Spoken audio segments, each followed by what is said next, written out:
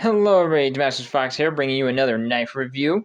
And today we'll be reviewing this guy. This is the Benchmade Fact, Benchmade 417 Fact.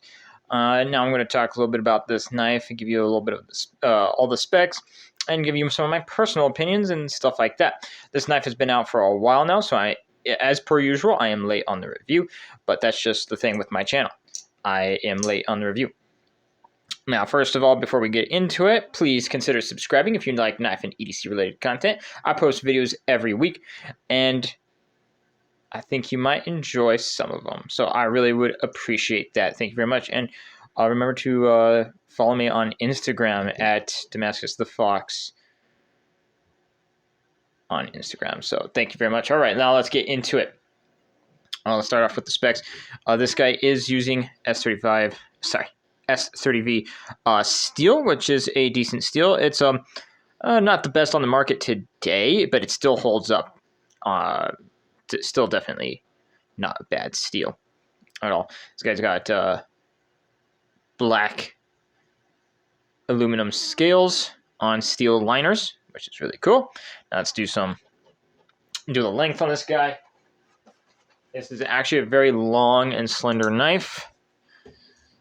So right there. All right, coming in at just a little bit over 8.5, and the entire blade length is approximately, a little bit over 4 inches, maybe right there at 4 inches, and your cutting edge is coming in at just a little bit under 4 inches. So plenty of cutting edge, plenty of blade, plenty of handle. That is the thing with this knife. And let's see what's next. Let's do the weight. Take off my cover on it. Take out my scale. All right.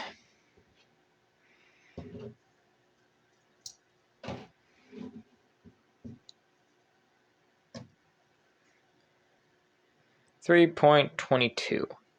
Not bad. It's actually a pretty light knife. It feels like it's heavy, but it's actually not really that heavy. And next on this guy, size comparisons. Let's do some size comparisons up against one of Benchmade's popular knives. Benchmade Mini Bug Out. Benchmade regular Bug Out. So as you can see, this guy's definitely longer than both of them. Clearly. Very long knife. Now PM2 and pair 3. Yes. Longer than the PM2 by blade and handle. Next, CJRB Feldspar small, CJRB Feldspar full sized. So this guy is definitely longer than both of these guys. Very long knife. All right, last but not least, Benchmade. Sorry, not Benchmade. Cold Steel Espada medium, Cold Steel Espada XL. Hear that lockup? Satisfying. There you go. So this guy's actually longer than the medium, even with that long as bean pod like handle. And this guy's actually, the entire knife is longer than the Espada's blade. Yeah. The entire knife is almost the size of the handle on the Espada, which I find kind of interesting. But there you go. Size comparisons. There you go. Put this down.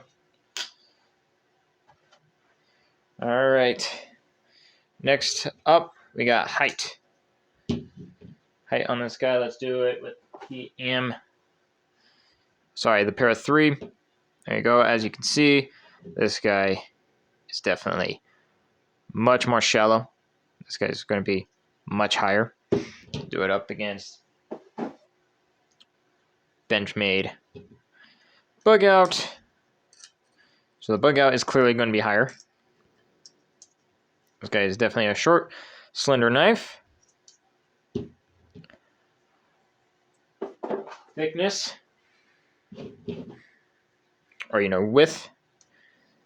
Go with thickness. This guy's just a tad bit, just ever so slightly thicker than the Para 3, but that's also because the Para 3 has countersunk liners. This guy does not. Scales on top of liners, so that's what makes it thicker. Same thing with the Bug Out, much thicker than the Bug Out, but quite a bit. And then blade thickness, let me get my calibers.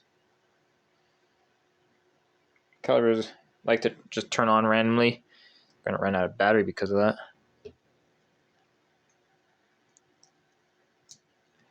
Thickest part of the blade, 0.11 inches. And edge, 0.03. Take this with a grain of salt. I'm not sure how accurate my calibers are to do the thickest part of the edge. Right there. Oopsies. Right there. So pretty much the same. Yeah, 0.10. Pretty interesting.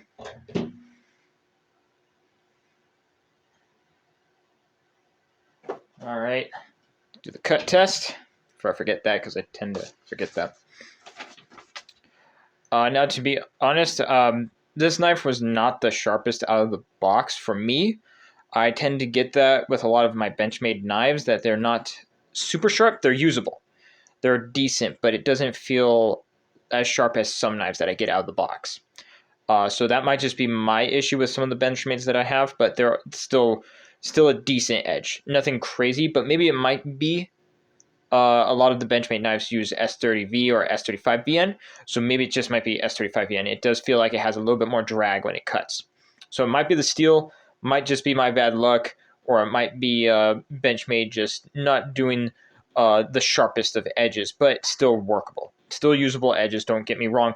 They still do a fantastic job making their knives sharp, just out of the box. Not crazy sharp, so I had to put just a tad touch up on the edge to make it workable. Let's see how well it is.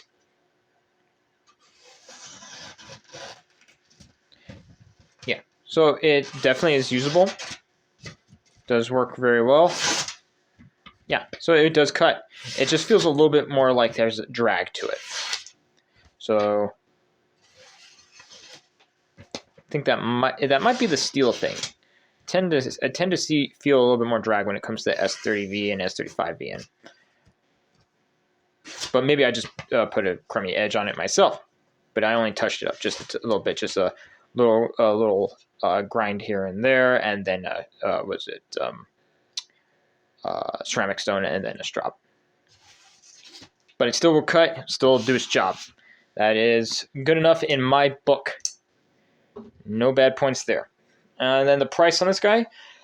The price, I don't like complaining too much, but, as a knife reviewer, I got to do my thing.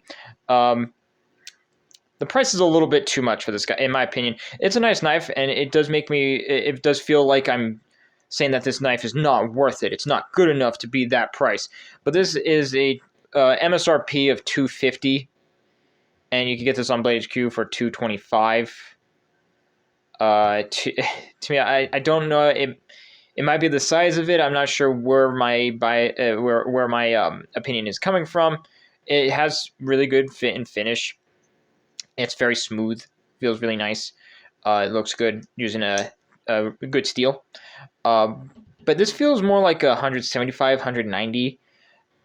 It does not look. It just doesn't feel like a $200 knife. I think that's just a Benchmade thing. They just put knives together and just put a price tag of 200 something on it.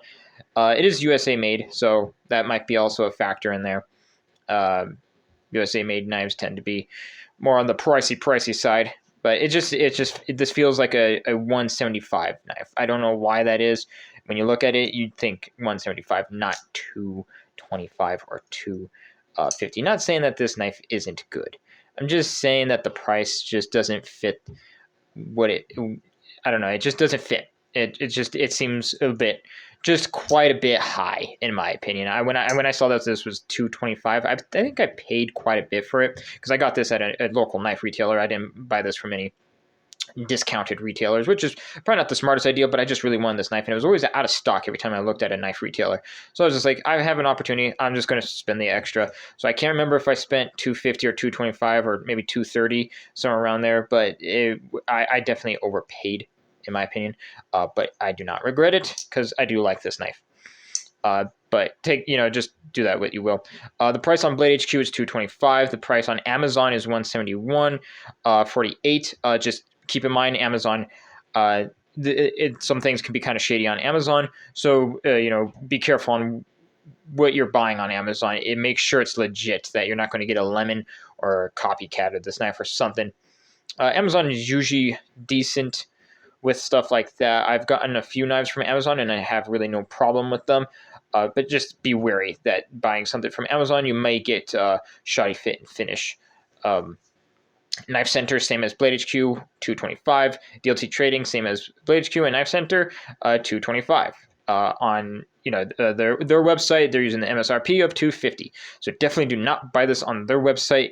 Look for a discounted knife retailer, because unless of course you really want this knife or you have money to burn, $250 is overpaying. Okay, enough of my ranting. Now let's go to some of my personal opinions and just what I think about this knife and stuff like that. Let's see. I got all the stuff,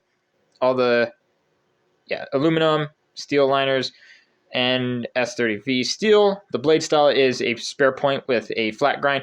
On Blade HQ it said satin, but this is definitely not satin. The flat is satin. This is a tumbled finish. So yeah.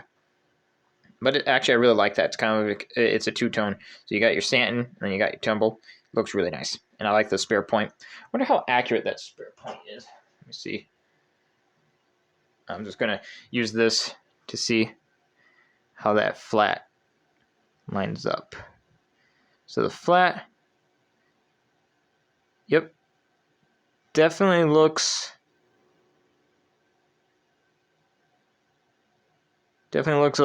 pretty even. That it doesn't, the spare point doesn't like drop or go to one side over the other. It looks pretty even. So I definitely do like that. I appreciate that, quality on this knife. So this is part of their black class, which is more of a tactical style of knife, and you definitely see that this definitely does scream tactical. It's a very tactical looking knife. It's cool, but it's definitely tactical. It does have its EDC purposes. You can use this as a very tactical letter opener, but it doesn't. It's not the thinnest behind the edge. It's definitely thin enough, and it will definitely cut and do what you need. You got the thumb stud. It does block the cutting edge just ever so slightly if you're just going to go through material just straight ahead, which may not be the best thing. If you're going to go slicing this way, you may bump into it. If you slice this way, you're going to pass it by. I don't think it's going to be that big of an issue, in my opinion. This is definitely more of a, pokey penetrate knife.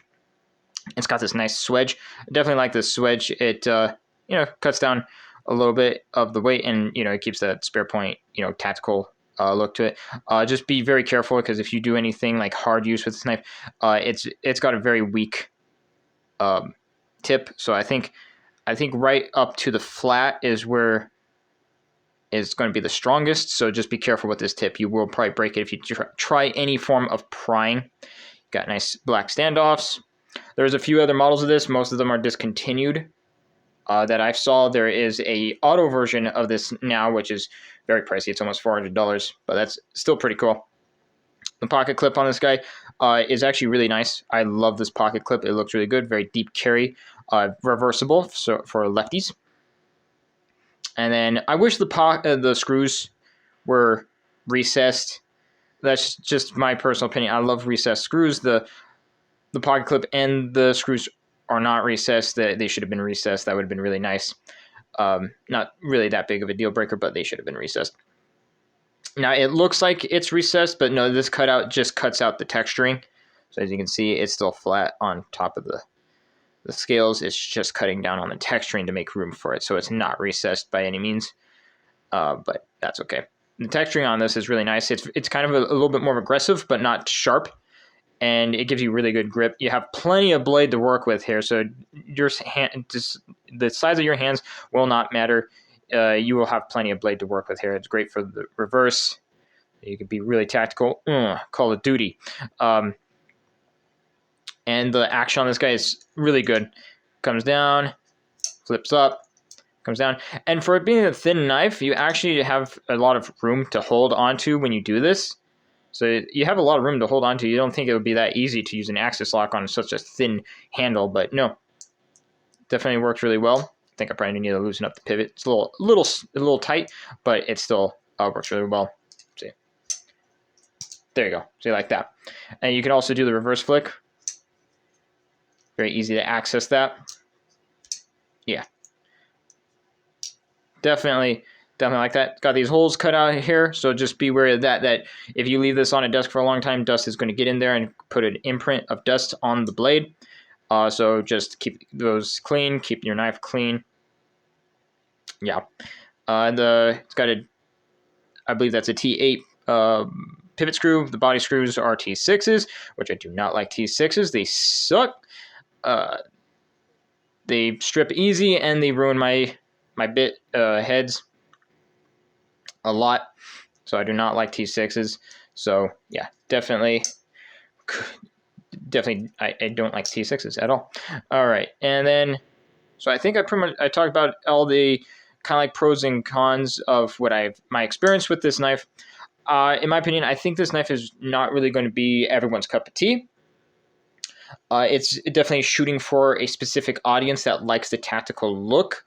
It's not going to be 100% EDC usable. It's definitely usable, but it's not like the best EDC knife out there. Like, I'm going to sound so cliched, but like this is definitely designed specifically for EDC, and it's got a lot of belly, very nice and flat, great ergos for EDC use only. This has a combination of EDC and tactical, but more leaning towards the tactical look, which this is, I would say, more of a self-defense knife. And yes, knives are used as weapons. Someone ever says that knives are only tools.